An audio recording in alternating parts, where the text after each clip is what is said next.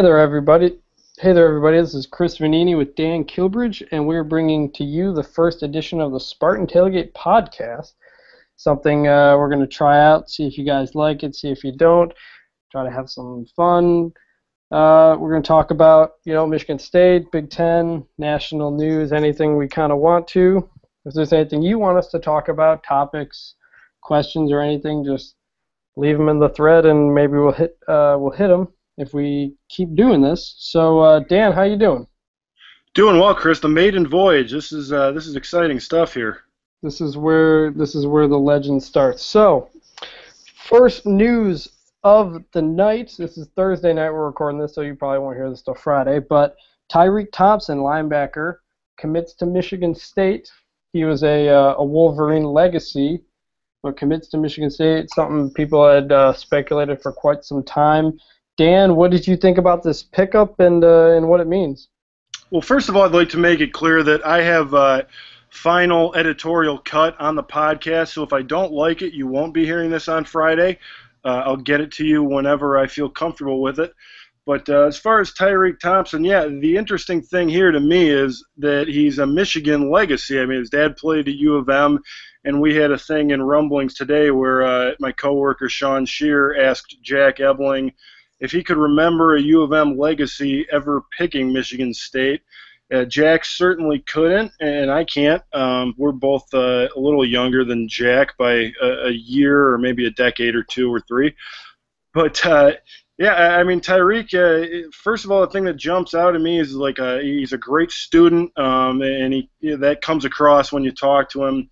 Big-time linebacker prospect, and I think with all the national guys Michigan State has gotten recently, this would be a big score in state and really one that's going to help this class quite a bit, which now looking at it, kind of taking a step back, it's a really strong class, all things considered.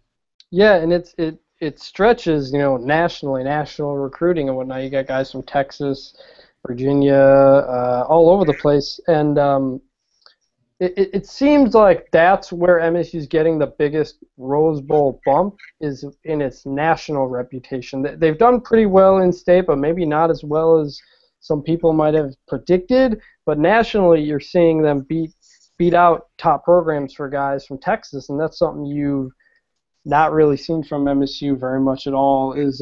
What do you think about that?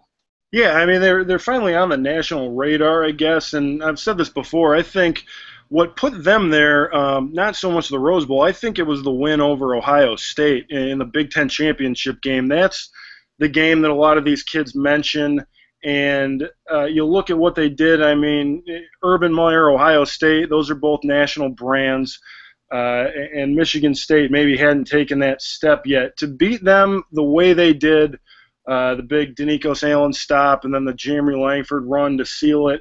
It was a great game, and I think that's what really most kids remember about this season. Yes, the win over Stanford in the Rose Bowl, that was something for the fans that they hadn't seen in a long time, and it was really good. But, to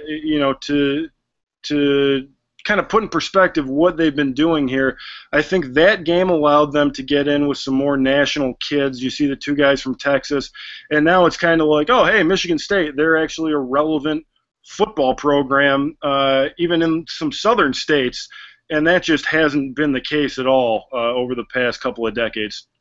The class is currently at 13, class of 2015. What are you figuring it's going to end up about? How many spots do you think are about open? Yeah, I mean, right now you look at 17, 18, 19. It's kind of hard to say. You don't know who's going to get hurt, who's not coming back. There's so many things can happen. But, yeah, around there, and it's filling up fast. So now they have the luxury of being able to be a little bit more selective, I think, when they do that. So that helps. It might be just me, but to have a class, pretty close to being full before the season even starts, that's not something the staff does very often. They like to get a lot of those guys who maybe shine as a senior that weren't seen. Have you gotten that vibe on how quick this class has come together?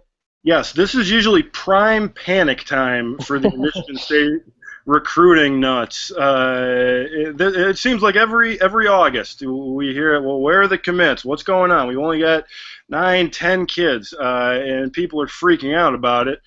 They've done okay with that approach, but yeah, I guess it doesn't seem to be the case anymore. I mean, I think Michigan State is now a destination for some of these kids, and they don't really need to wait out for some of those 4-stars that maybe are going to wait till the end of the year, and they don't necessarily need to wait for the senior film on a lot of these guys because they're in on a type of prospect that's good enough as a junior to get an offer. Yeah, so recruiting's been going pretty well recently for the Spartans last year. Yeah, it's a lot going on. You get it seems like the past 30 days, I mean, it's crazy. You think about it, they've gotten, in the past 30 days, 3 kids with Alabama and Ohio State offers. That just kind of makes you go, what?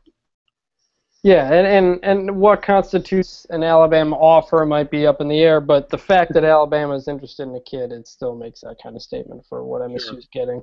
Moving on to the current team, we had a media day on Monday, and practice. You were at practice on Wednesday. What was your kind of big picture vibe you got from D'Antonio and the players from media day on kind of how they're handling these expectations? You know, it's everyone was very forthcoming at media day about the fact that they're excited. You know, there was certainly no holding back in terms of expectations. I think all these guys kind of know that they think they have something special going right now, and they're going to do everything they can to keep it going in 2014. A lot of guys were loose. I think the coaches are loose. I mean, I remember, I'm sitting at Terrence Samuel's table, and mind you, Terrence Samuel was public enemy number 1 going into last season. And understandably so, his receivers were terrible in 2000. Even early in the season. Sure, and then they went from pretty bad to serviceable later in non-conference to, wow, they might really have something.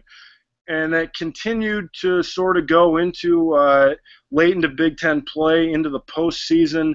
And now it's not so much, Terry, why can't your guys catch? It's, Terrence, who's going to be the group of 6 guys that are playing? Because you've got 9 receivers you can choose from. So the tables are totally turned for a guy like that. So certainly he's going to be a little happier at media day, a little more open about things. There's just no hostility in that room, and there was that a year ago after the year they had in 2012. It's almost as if when you're talking to those guys after a bad season, they're trying to figure out where you're coming from and what negative story you're trying to write, and they're a little guarded. Whereas now, hey, things are going pretty well. There's not much you can nitpick on this team, and they're happy to tell us about it.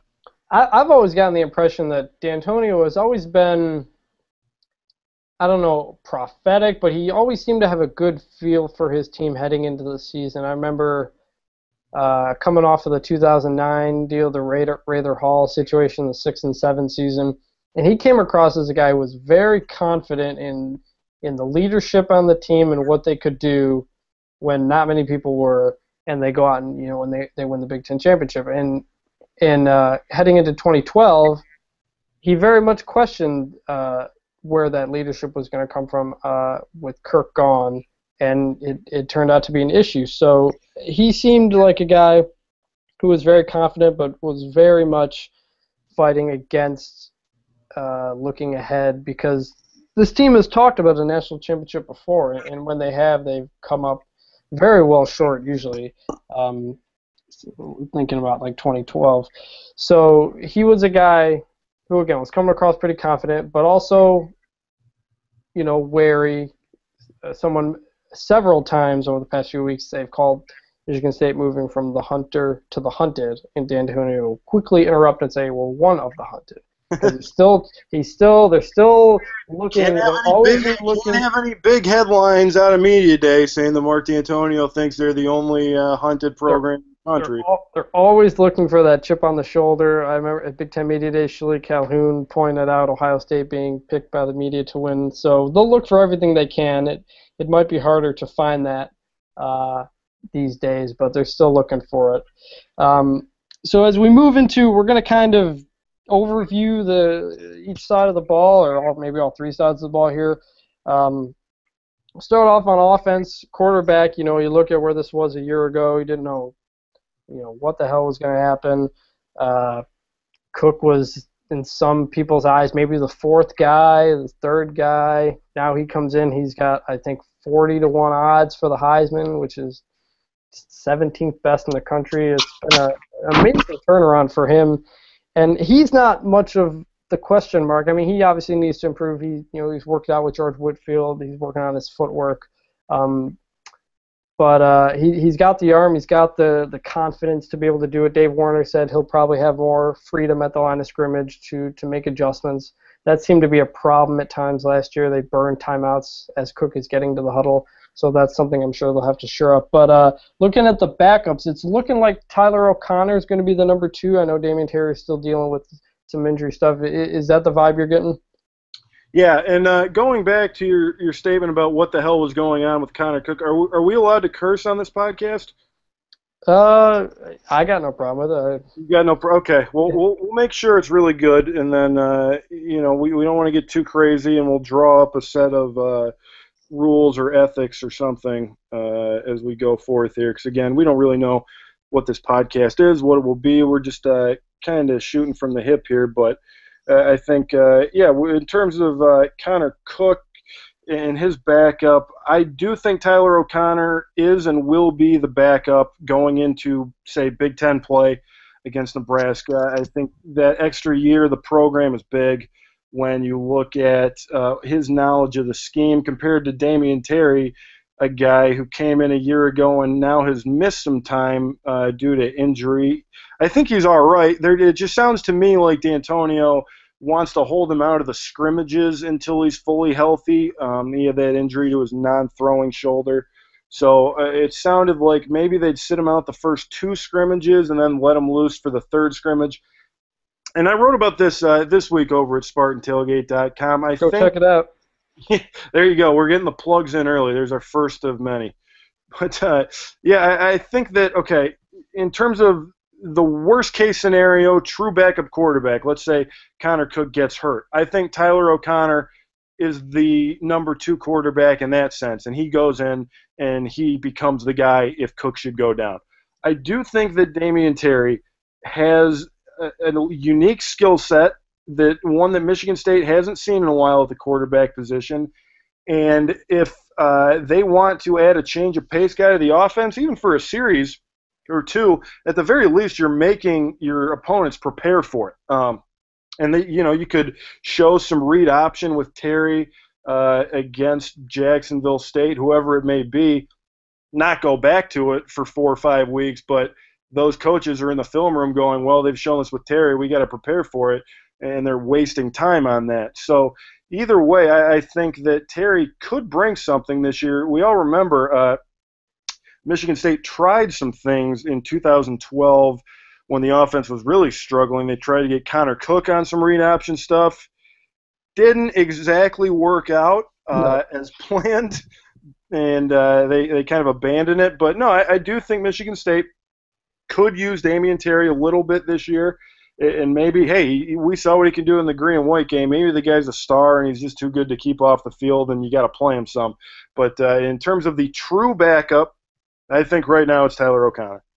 Yeah, I was very surprised that they were willing to break out that play with Terry in the first play of the spring game, or first-ish play when he. Yeah, and see, I think coaches are already preparing for that. You know what I mean? It's on Big Ten Network now, and so Brady Hoke's going, oh, geez, we got to worry about this now. And that was not my best Brady Hoke impression, but we'll do that. Yeah, it's always a balance. Do you hide things or do you give them extra things to study? You hear coaches say both. I'm sure it's a mix of everything in there. So, yeah, I do think we'll see Terry in some interesting situations. Different type of player, but I also think about Keyshawn Martin in 2008 when he was used for throwbacks and stuff like that. So if they have a player that they think can make a play, they'll do so. Even R.J. Shelton's pass at Notre Dame last year, even though that didn't work, they're willing to try stuff like that. So I do think we'll see him in some interesting situations. Moving to the running back, it seemed pretty clear from the coaches that they don't want Jeremy Langford getting the load like he did a year ago. They need some players to lighten his load a bit. Delton Williams was a guy who did last year who did pretty well, I thought, until he got hurt late in the year. Dave Warner says that Delton Williams is sticking at running back for time being. He's only working out there, so at least for the short-term future, that appears to be a spot. But you also got Nick Hill, Madre London's reportedly looking pretty good. What do you think about the options outside of Langford there? Williams is an interesting guy because, like you said, he came in, he had the big run at Illinois, kind of in garbage time there, showed some glimpses, and he's not a name I heard all that often this season when we talk about these things. But yeah, I mean, I think Gerald Holmes is probably a name I've heard more than Delton Williams, which is weird because Williams showed that he can play at this level, and Holmes is a redshirt freshman coming in, granted with a lot of hype, and I think he can do the job. But you don't want to forget about Williams there. That hey, I know he's not. This is what bothers me about recruiting is that everyone forgets about Williams all of a sudden now that he's a sophomore, and it's what's Madre London going to do? Mm-hmm. And it's no, Williams is a very solid tailback. He can do the job. We can't forget about him. And I think Nick Hill, I like the guy. Seems like a great teammate, and I think he brings something to the table. I just don't know that something fits in with Michigan State's offense right now, primarily because, and this isn't something that's been talked about a lot, but the guy's no good in pass protection right now. Yeah.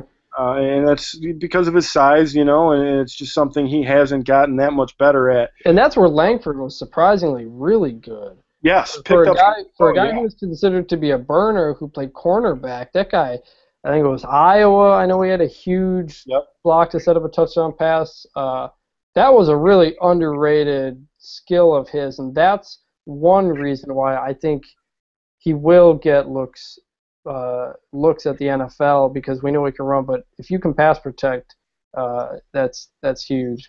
Yeah, and that's a man's job. I mean, you're giving up usually 30, 40 pounds to hold your ground. You don't have to beat him.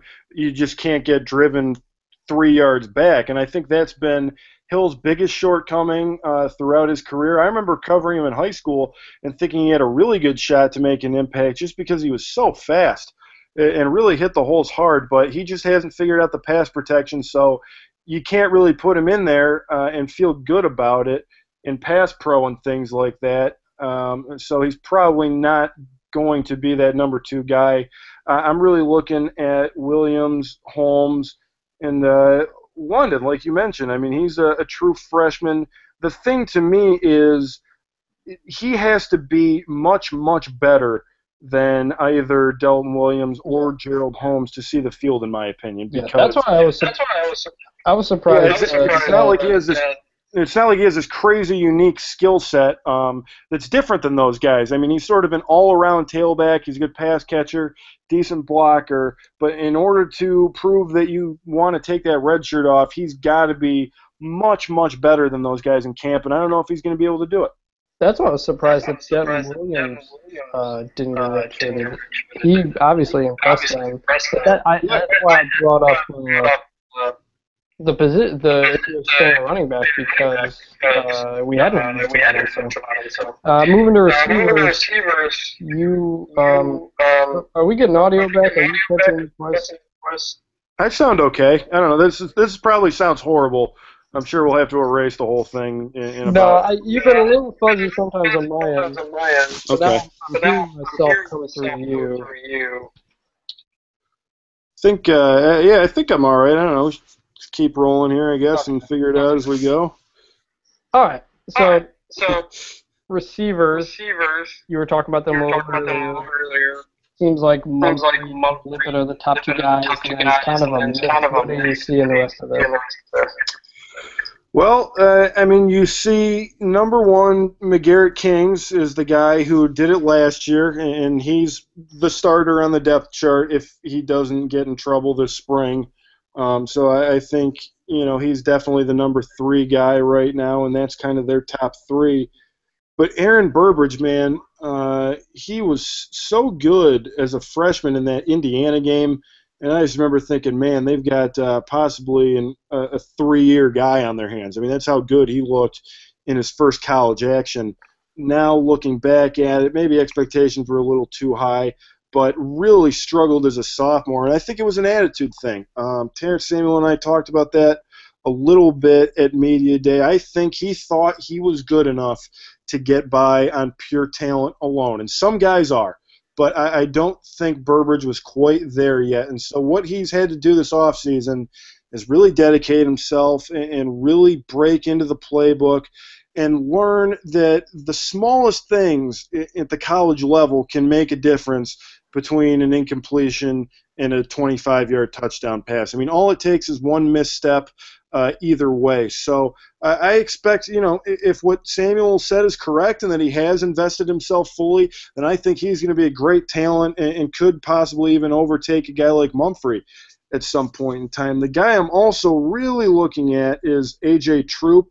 Yeah. And I know that he's not a huge name outside of the Scandalaire Center, but, man, I heard a lot about him a couple of years ago before he got hurt.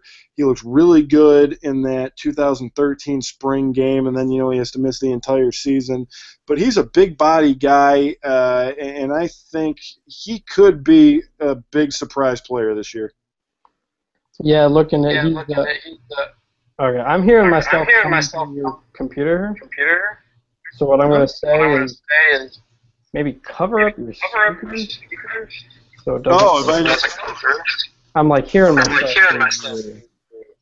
Are you able to edit this? I don't know. We'll see. We'll see. Okay. Okay. Yeah, I don't want it to be doubled up here. It might just be an internet issue. Yeah. It's like a little bit of a couple second delay. Well, it's all a work in progress here. Yeah. This is why. I don't even know where my speakers are on this computer, to be honest with you. Right. Back there. In the back? Yeah. What if I put my Michigan State media guide right underneath it? Would that help? No, it's still working. I guess moving forward, if you could get those headphones that have a mic on them, yeah, probably the best way to solve this. Okay, like we're flying a helicopter or something? Yeah.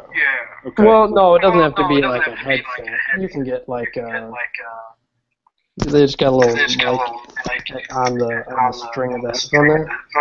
Sure. So, okay. I'm going to stop this right now and try to pick this up. So maybe all right. Maybe